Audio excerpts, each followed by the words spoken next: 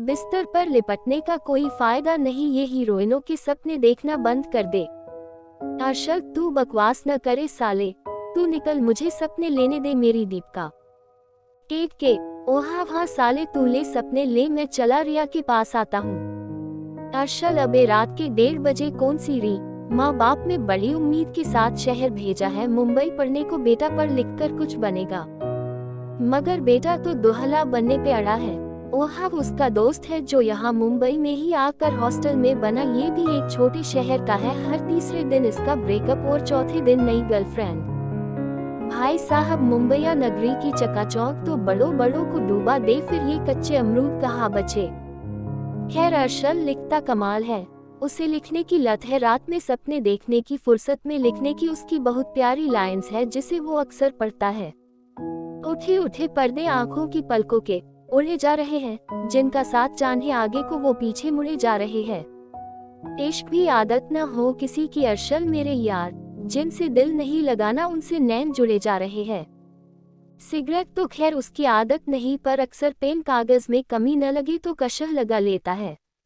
अर्शल खूबसूरत लड़का, अर्शल अपनी काबिलियत पर खरा पूरा है, पर कुछ दिलचस्प नहीं, दिलचस्पी में नहीं पढ़ने में जी। अर्शल 5 फुट 6 इंच का है, रंग गोरा है, आंखें बादाम जैसी मतलब बादाम रंग की है, शरीर की बनावट सुडौल है। उसका दोस्त ओहाव भी कुछ ठीक ठाक है, वो आदतों का मारा शराबे दबा रंज में नहीं, हर बात में गटकता है, कुछ दिन यूं ही चलता रहता है। ओहाव हर रोज रात को हॉस्टल से बाहर निकल जाता था, एक दिन अर्शल भी ओहाव के साथ मस्ती करने के चक्र में निकल जाता है, मगर उस दिन शायद अर्शल की किस्मत को कुछ और ही मंजूर था। हॉस्टल के वार्डन को पता चल गया जब वो दोनों वापसी आते हैं।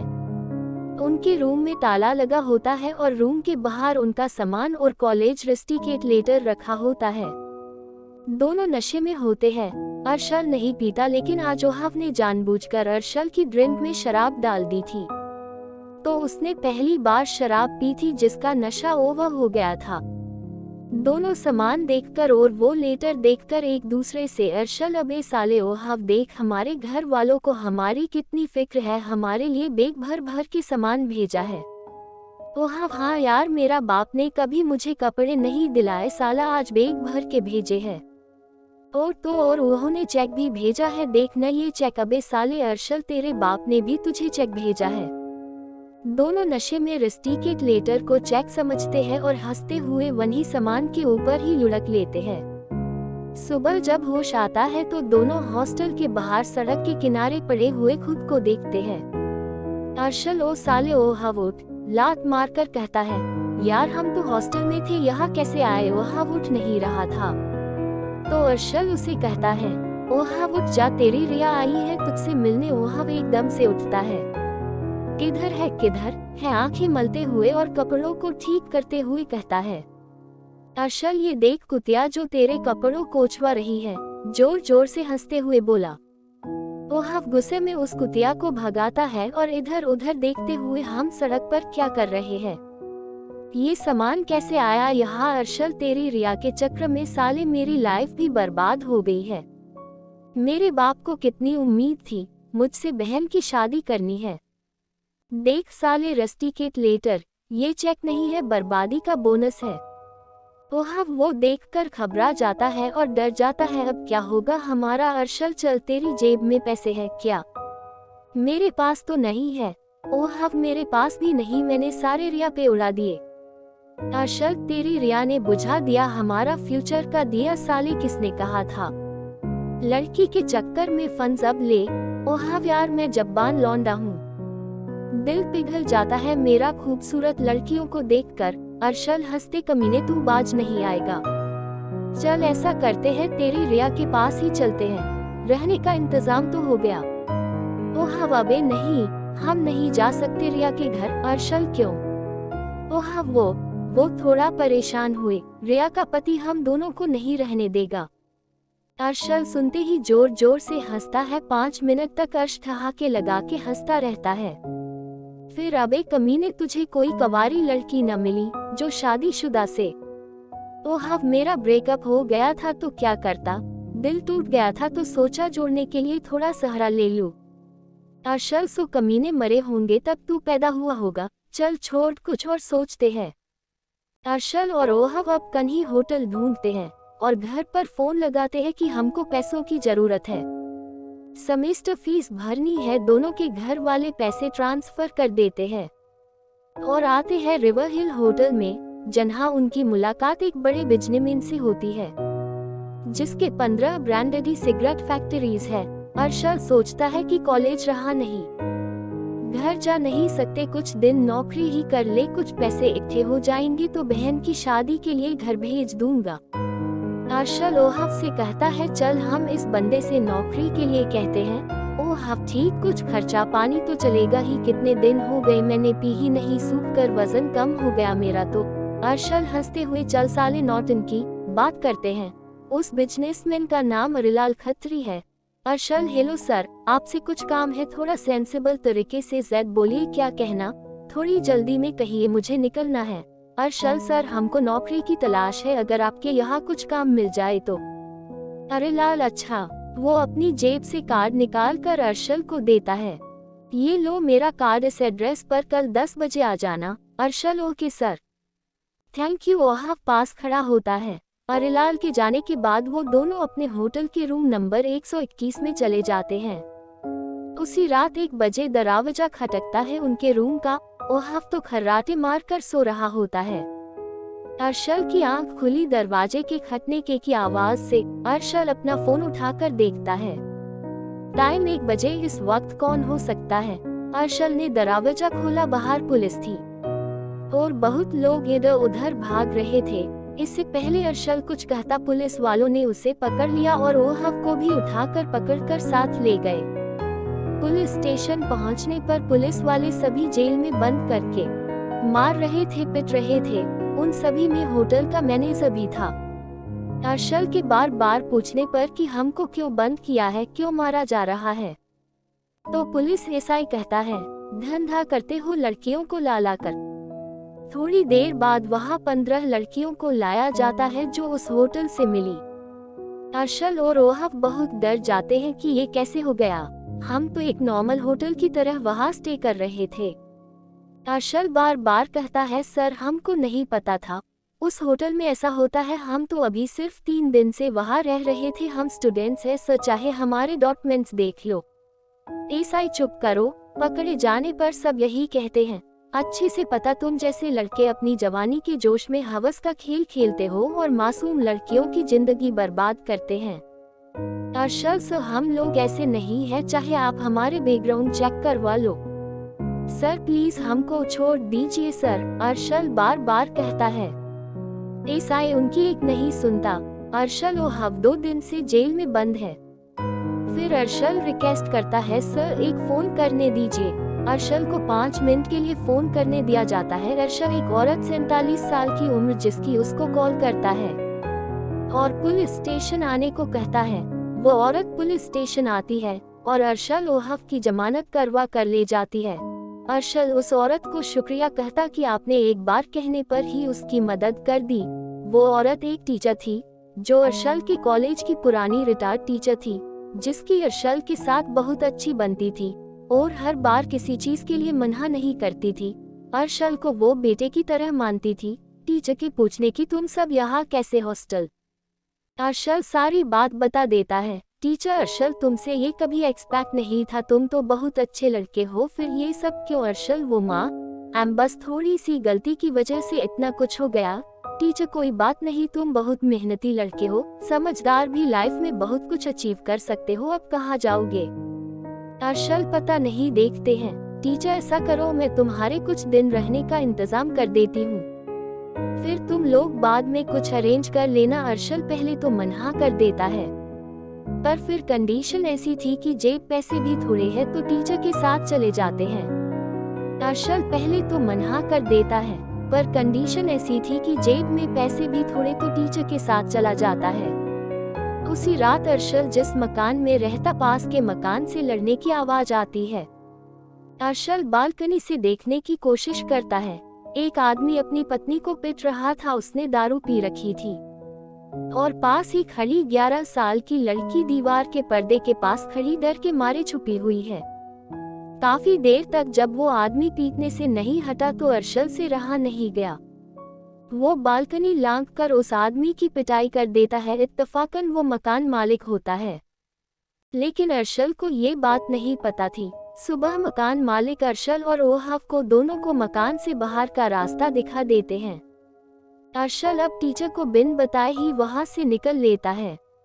दोपहर के समय अर्शल और ओहाफ एक दुकान पर बैठे होते हैं कि अर्शल को याद आता है कि उस बिजनेसमैन ने 10 बजे बुलाया था, लेकिन दिन बहुत निकल गए। इन सब की वजह से वो ओहाफ को कहता है वो काट देना। अर्शल एड्रेस देखता कि वो उनकी दुकान के सामने की फैक्ट्री का एड्रेस होता है। अर्शल ओहाफ को कहता है तू बैठ, मैं देख कर आता हूँ, कुछ बात बनी तो तुझे भी बुला लूंगा। अर्शल अंदर गया। ऑफिस रूम में अरिलाल था। अर्शल ने उससे बात की। अरिलाल कहता उस वक्त आते तो कुछ हो सकता था, अब यहाँ कोई काम नहीं है। अर्शल कहता है कि सर हमें बहुत जरूरत है काम की, कुछ कीजिए सर, हम बड़ी उम्मीद से आपके पास आए। अरिलाल चलो देखता हूँ। वो फैक्ट्री के सुपरवाइजर को बुलाता है और कहता है कुछ काम है यहाँ करने को, तो इस बंदे को रख लो। सुपरवाइजर सर है तो है, पर इस फैक्ट्री में नहीं, वो हमारी निराया फैक्ट्री है, वहाँ एक बंदे की जरूरत है। अरिलाल ठीक है, इसे वहाँ भेज दो। सुपरवाइजर ठीक है। अर्शल सोचता है मुझे तो मिल गई नौकरी, लेकिन ओहाफ का क्या?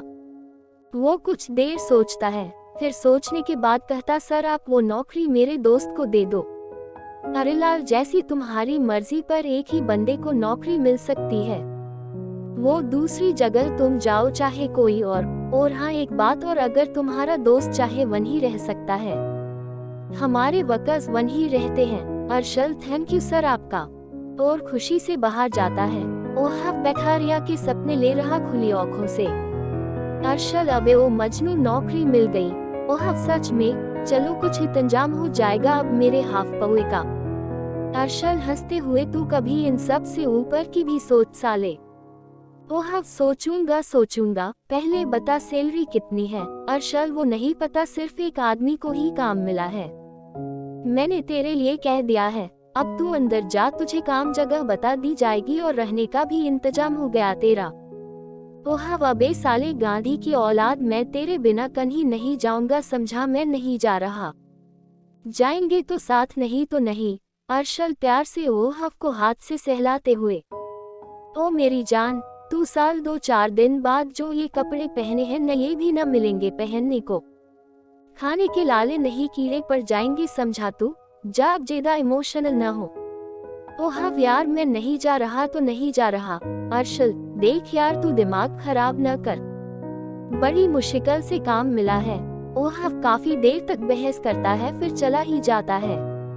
अर्शल दुकान वाले से सिगरेट लेता है और वहीं बैठ के पीने लगता।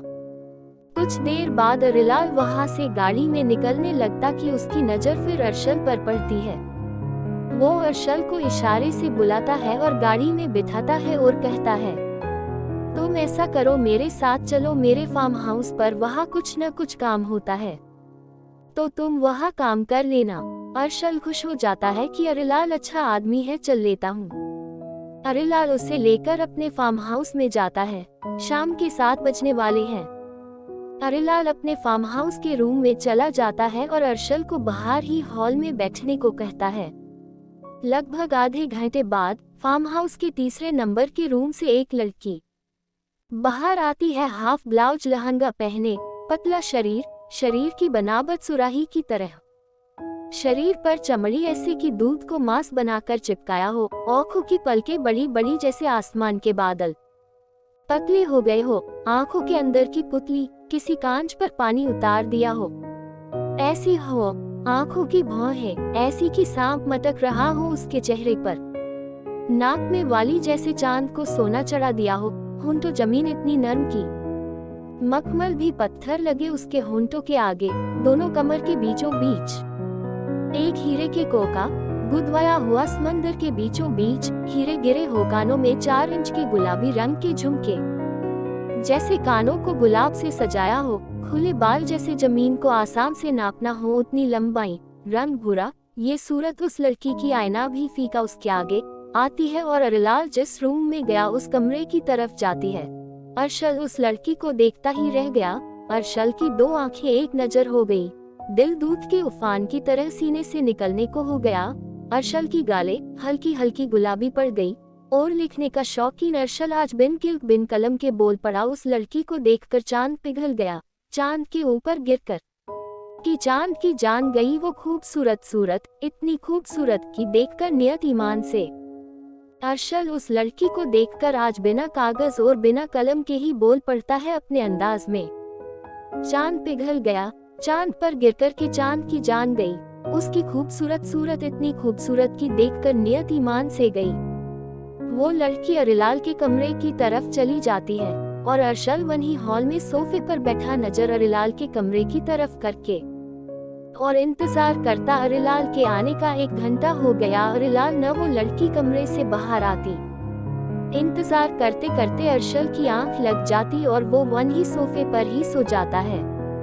सुबह जब अर्शल की आंख खुलती है तो इधर उधर झांकता है लेकिन कोई नजर नहीं आता। फिर उसकी नजर सामने पड़े टेबल पर पड़ी जहाँ कुछ पैसे और एक कागज पड़ा था। अर्शल ने वो कागज उठाकर पढ़ा जिसमें अरिलाल का फोन नंबर और लिखा था। 15 दिन तक आऊंगा, फार्म हाउस पर ही रहना और किसी चीज की जरूरत पड़े तो फोन करना। अर्शल वो पढ़ने के बाद फट से अरिलाल के कमरे में जाता है जहाँ बेड पर चादर उथल पुथल और फूलों के टुकड़े, साइड टेबल पर शराब की बोतल पड़ी होती है। वो सब देखने के बाद अर्शल फार्म हाउस के तीसरे रूम में जाता है जहाँ से वो लड़की निकली थी, लेकिन उस कमरे में कोई नहीं होता। अर्शल अब अकेला है। फार्म हाउस में 15 दिन होने को हैं। न वो लड़की वापस वहाँ नजर आती है न अरिलाल। अर्शल इस बीच सोचता है कि क्यों न ओहाव को मिलाऊं, बहुत दिन हो गए मिले हुए। अर्शल निकल जाता है। वहीं फार्म हाउस में खड़ी एक पुरानी मोटर बाइक लेकर अर्शल ओहाव से मिलकर वापस आ ही रहा होता है कि रास्ते में बारिश का मौसम हो जाता है। फार्म हाउस से 2 किलोमीटर दूरी पर ही बारिश लग ही जाती है। अर्शल भीग न जाए इसलिए उसने बाइक रोकने की सोची, पर रोड के दोनों किनारे सिर्फ जंगल ही है। कोई मार्केट या दुकान घर नहीं जहाँ वहाँ रुक सके। बारिश से बचने के लिए बारिश तेज हो जाती है। अर्शल वहीं जंगल के पास ही बाइक रोक लेता है और जाकर पेड़ के नीचे खड़ा होता है। बारिश की वजह से थोड़ी हवा भी तेज चलती। कुछ देर अर्शल वहाँ खड़ा रहता है, फिर अचानक से किसी के चीखने की आवाज आती है। अर्शल न एकदम पीछे मुड़कर देखने ही वाला था कि एकदम से एक लड़की अर्शल के ऊपर आकर गिरती है। जैसे ही अर्शल उस लड़की को गिरने से संभालने लगता है, वो भी गिरकर घुटनों के बल बैठ जाता है और वो लड़की अर्शल की आधी बाहों में आधी जमी पर होती है। उस लड़की के बाल उसके चेहरे पर गिरे होते हैं। अर्शल तभी सामने की तरफ देखता है जहाँ से वो लड़की आकर गिरती है। 2 लोग जो देखने में गुंडे लग रहे थे भागे भागे आ रहे थे। अर्शल को देखते ही वो भाग निकले। अर्शल फिर उस लड़की के बालों को धीरे धीरे हटाता है और देखता है कि वो लड़की वही है जो अरिलाल के कमरे में गई थी, लेकिन वो लड़की बेहोश होती है। मौसम बेहद हसीन हो जाता है। बारिश भी अब हल्की हल्की हो जाती है। बारिश की बूंदें उस लड़की की बंद पलकों पर गिर गिर कर उसके होंठों तक सरकती जाती है। अर्शल की निगाहों ने बस उस पर निगाह कर रखी है और अर्शल का हाथ ने उसकी कमर पर। उस लड़की की सांसें और बारिश की आवाज साफ साफ सुनाई दे रही है।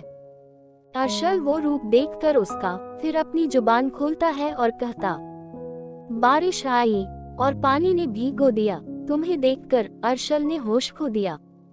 जो भीगे तुम, शुक्रिया बारिश का अदा करो। तुम्हें चूमकर मैं तेरी बेहोश की होश ही दवा करूं। अर्शल कह ही रहा होता है कि उस लड़की की धीरे धीरे आंखें खुल जाती है। आंख खुलते ही वो अर्शल को देख रही थी और उसे बारिश की वजह से ठंड लग रही थी। उसने सिर्फ लहंगा पहना हुआ था, पिकॉक कलर का, मगर दुपट्टा नहीं था। उसके होंठों और कमर पर थोड़े खरोंचों के निशान पड़े हुए थे। पूरे होश में आते ही वो लड़की एकदम से अर्शल की बाहों से निकल के वहां से चली जाती है। अर्शल बस देखता रहता है। कुछ देर बाद बारिश रुक जाती है और अर्शल फार्म हाउस वापस पहुंच जाता है। उससे अगले दिन शाम को अरिलाल आता है। आज अर्शल ये सोच रहा है कि शायद वो लड़की फिर आए।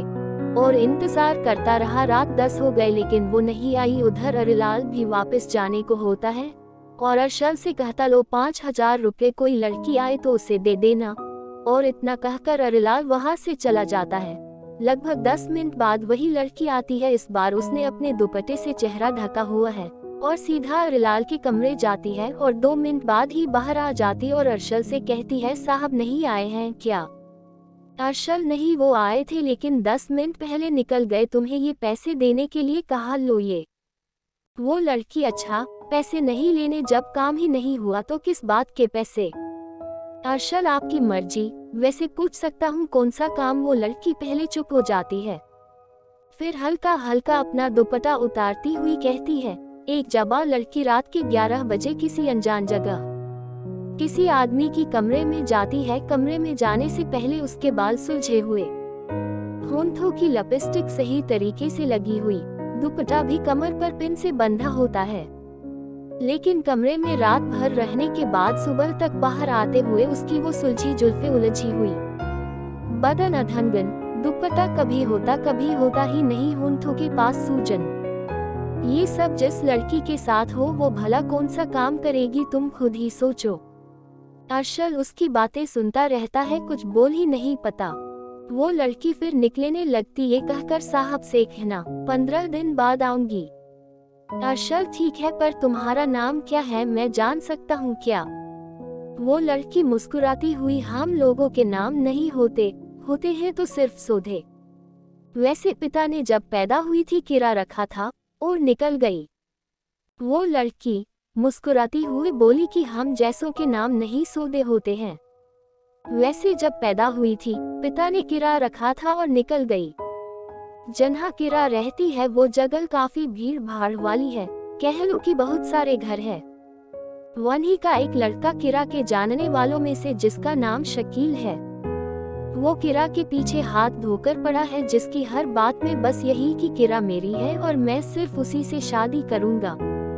हालांकि किरा उसको तवज्जो नहीं देती, लेकिन जहाँ किरा रहती है वहीं की किरा को पालने वाली का शकील भतीजा है, तो किरा को न चाहते हुए भी उसकी बातें सुननी पड़ती है। शकील ही किरा जैसी लड़कियों की देखरेख करता है। किरा उन सब लड़कियों में सबसे ज्यादा खूबसूरत है। अर्शल उस रात बस इस बात में रहा कि क्या जिस्म खूबसूरत होता है या मजबूरियां खूबसूरत होती है। किरा को देखकर तो लोग जिस्म को खूबसूरत समझते होंगे और अरिलाल जैसे लोग के लिए किरा जैसी खूबसूरत लड़कियों की मजबूरियां खूबसूरत होंगी, क्योंकि उन जैसे लोग मजबूरियों को खरीदते हैं और किरा जैसी लड़कियां मजबूरियों को ही बेचती है। जिस्म तो सबको अपना प्यारा लगता है। खैर, अर्शल एक अच्छा इंसान होने के साथ साथ अच्छा अदीब भी है। मतलब लेखक, वो अपने लेखक विचार से ये सब सोच रहा है और सोचते सोचते उसने समाज पर भी पत्थर फेंका है कि समाज अगर मजबूरियों को बड़ा न बनाए तो अरिलाल जैसे छोटे लोग कभी उन्हें खरीद ही नहीं पाएंगे। अर्शल लिख देता है, जिस्म मछली भी सुरमेदानी रखे पर कभी घुले न समंदर में। वेश्या हुस्न भी चांदी पहने मगर कोई पहना न उसे अंदर में। वेश्या या किरा जैसे चांदी जैसे जिस्म रखती है मगर उन्हें कोई मन में नहीं पहनना चाहता। बस यही ख्याल रात भर अर्शल के दिमाग की नींद बना हुआ था। 15 दिन बाद फिर किरा के आने का दिन आया है। अर्शल के पास अरिलाल का कॉल आता है कि उस लड़की को आने से मना कर देना। अर्शल अब किरा के आने का इंतजार करता है। शाम होने को आई है। अर्शल आज हॉल में नहीं, छत पर खड़ा है। किरा के लिए अर्शल खड़ा ही था कि किरा आ गई। अर्शल ने किरा को छत पर ही आने को कहा। किरा ऊपर छत पर आ गई। अर्शल ने किरा कहा कि आज सर नहीं आएंगे। किरा सुनते ही वापस होने लगी कि अर्शल ने कहा रुको, अब आ ही गई हो तो। किरा ने मन ही मन सोचा कि चलो एक और इंसान की नियत का आज अंदाजा लगा। अर्शल इतना कहते ही किरा के बिल्कुल करीब आ गया। करीब आते देख किरा असहज महसूस करने लगी। किरा की बिल्कुल पीठ के पीछे ही अर्शल आकर खड़ा हो गया। अर्शल ने कहा, मैं तुमसे कुछ। किरा सुनकर, पता है तुम भी वही चाहते हो जो सब लोग मेरा रूप देखकर चाहते हैं। अर्शल, नहीं, मैं तुमसे बात करना चाहता हूँ, वो सब पूछना चाहता हूँ। किरा मुस्कुराती हुई, आपको क्या लगता है साहब कि मैं पैसों के लालच में अपना जिस्म बेचती हूँ? हाँ लगे भी क्यों ना हम जैसे को लोग इसी नजर से देखते हैं। दरअसल मेरा मतलब वो नहीं है। मैं वजह जानना चाहता कि इतनी खूबसूरत, इतनी मासूम, जिसके चेहरे पर मुझे प्रेम नजर आता है, जिसकी नजरों में मुझे कोई छल नजर नहीं आता दिखता है, तो करुणा का शीशा, जिसके जिस्म की महक किसी मंदिर में लगी सौगंध जैसी हो, वो इन हवस के कुत्तों में कैसे आ गिरी। केरा क्या बात है, उन कुत्तों की ही नौकरी करने वाला मुझसे से सवाल पूछ रहा है। वाह। अर्शल पहले चुप हो जाता, फिर कहता तुम ठीक कह रही हो, लेकिन मैं सुबह ही ये नौकरी छोड़ के जा रहा था, लेकिन सोचा आखिरी बार तुमसे बात कर लूं। मगर तुम मुझे ही गलत समझ रही हो। केरा वो क्या है न साहब, अब मुझे किसी में फर्क ही नहीं लगता। अर्शल तुम अपनी जगह सही हो। खैर सुनो, तुम बतना न चाहो तो रहने दो, तुम अब जा सकती हो। केरा आज पहली बार ही तो किसी ने मुझे पूछा, नहीं तो 11 साल से तो चुप हूँ। अर्शल तो बैठो न, तुम्हें एक बात कहूँ, आसमान की तरफ देखो। केरा छत की ही दीवार पर बैठ जाती है, कहती है तुम पहले हो जिसने मुझे देखने के लिए कहा। नहीं, आज तक सबने मुझे देखा है। और चांद की तरफ देखने लगी। अर्शल देखो कितना खूबसूरत है न वो, पर उसमें कमी है कि उसमें दाग है। लेकिन तुम्हें पता है उसके आसपास लाखों सितारे हैं, मगर लोग सितारों को नहीं देखते, देखते हैं उस दागल चांद को। क्यों? केरा कहती नहीं पता, मैंने कभी चांद को गौर से नहीं देखा, या यूं कह लो मैं रात में कभी बाहर निकली ही नहीं, दिन में चांद निकलता नहीं। अर्शल कोई बात नहीं, मैं इतना कहना चाह रहा हूँ कि तुम भी उस चांद की तरह हो। केरा शायद तभी मुझमें दाग है। तुम्हारा नाम पूछ सकती हूँ? अर्शल मैं अर्शल हूँ। तुम बताना चाहो तो बताओ न। केरा मैं कहाँ से शुरू करूँ, कुछ नहीं पता। मैं 10 साल की थी जब मुझे कोठे पर लाया गया शफीरा के। शफीरा कोठे की मालकिन है। किताबों की जगह मुझे घुंघरू पकड़ा दिए गए, रोशनी की जगह मुझे रात का अंधेरा दिया गया, संस्कार की जगह मुझे कपड़े उतारने सिखाए गए, रिश्तों की जगह मुझे हर आदमी से रिश्ता लगाना बताया गया। कभी समझ ही नहीं पाई कि मैं इंसान हूँ भी या नहीं। और केरा की आंखों में खारा पानी आ जाता है। अर्शल ने कहा, तुमसे एक बात कहूँ तुमको, अगर मैं बता दूं कि तुम क्या हो तो क्या मान लोगी मेरी बात? केरा मैं नहीं समझी, तुमने क्या कहा? शायद मुझे चलना चाहिए। नहीं शफीरा, अपने गुंडों को भेज दोगी? अर्शल चली जाना। अच्छा, उस दिन तुम भाग क्यों रही थी? केरा वो गुंडे मेरे पीछे पड़े थे। शफीरा के गुंडे हैं। मैं कोठे से भागने की कोशिश में थी, लेकिन हर बार की तरह नाकाम। अर्शल अगर मैं कहूँ तो तुम चलो मेरे साथ, क्या साथ चलेगी? केरा नहीं, मैं नहीं चाहती कि शफीरा किसी की जान ले, अगर उसे पता लग गया वो तुम्हें मार डालेगी। अच्छा मैं चलती हूँ। केरा सोच लो, तुम्हारे पास मौका है, जिंदगी तुम्हें कुछ नया देना चाहती है, तुम सोच लो ना। केरा फिर कदम भर रुक जाती है, सोचती है कि 11 साल से खुद भागने की कोशिश कर रही हूँ, आज कोई साथ देने आया है तो क्यों मैं नहीं जाना चाहती। केरा सोचती रोज मरने से अच्छा है आज ही मर जाओ, मगर उससे पहले एक बार चांद के आसपास के सितारे क्यों न देख लूं, मतलब इस दुनिया को बाहर जाकर देख लूं। और मुंह कर लेती है, देखती है अर्शल की तरफ और हाथ कर देती चलने को। अर्शल केरा के हाथ को पकड़ने की बजाय कहता है, आज से तुमको खुद ही चलना है, चलो चलते हैं। लगभग 11 ही बजने वाले थे कि दोनों निकल जाते हैं फार्म हाउस की तरफ से जंगल की ओर। रात मध्यम हो रही है, मौसम ठंड का है। केरा चलते चलते थक जाती है। वो अर्शल थोड़ा रुक जाओ न अर्शल। अर्शल रुक नहीं सकते, अब तक तो शफीरा को पता चल गया होगा कि तुम भाग निकली। लो बस थोड़ा और दूर, सुबह 6 बजे रेलवे स्टेशन पर पहुंचकर वहां से मेरे घर को निकलेंगे। कहानी का अगला भाग हम जल्द ही लेकर आएंगे, तब तक के लिए हमारे चैनल के लाइक शेयर एंड सब्सक्राइब जरूर करें। प्रस्तुत कहानी पूर्णतः काल्पनिक कथा है। इस कहानी के पात्र, स्थान और घटनाएं काल्पनिक है। इस कहानी का उद्देश्य सिर्फ शिक्षा और मनोरंजन प्रदान करना है। किसी की धार्मिक और सामाजिक भावनाओं को ठेस पहुंचाना हमारा उद्देश्य नहीं है। अगर यह कहानी किसी की असल जिंदगी से मेल खाती है तो ये केवल एक इत्तेफाक मात्र है। समाज की किसी भी कुप्रथा का समर्थन हम नहीं करते। धन्यवाद।